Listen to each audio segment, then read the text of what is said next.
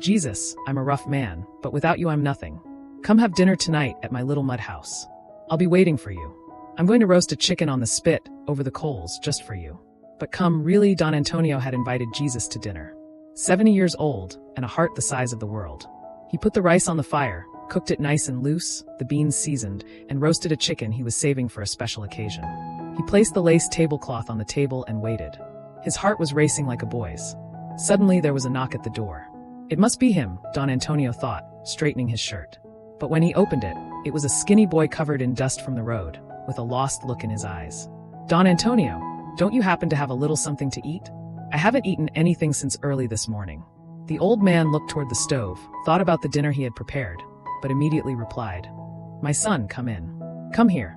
He served a generous plate of rice, beans, and a leg of chicken. The boy ate slowly, as if he couldn't believe his luck. When he finished, he said in a trembling voice, May God repay you, Don Antonio. May there always be bread on your table. Don Antonio closed the door with a humble smile. He had barely sat down when there was another knock. It was a young woman with a baby in her arms. They both looked tired and pale. Don Antonio, excuse the intrusion, but do you happen to have a little food? My child is crying from hunger. The old man felt a lump in his throat, glanced at the chicken, but again said, My child, come in. There's always a little something here for anyone who needs it.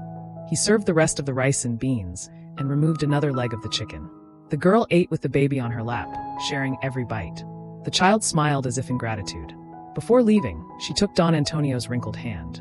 May God bless you. May you never lack protection. Thank you very much. May love never be lacking in your heart. It was already night when there was a third knock.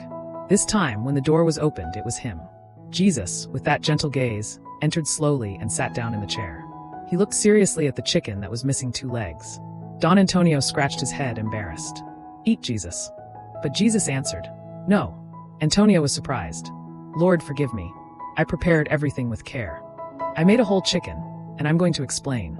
But before he could say more, Jesus smiled with that soul-soothing gesture and, looking him in the eyes, said, Don Antonio, I'm satisfied with the 2 legs of this roast chicken you prepared for me. Every plate you served was for me.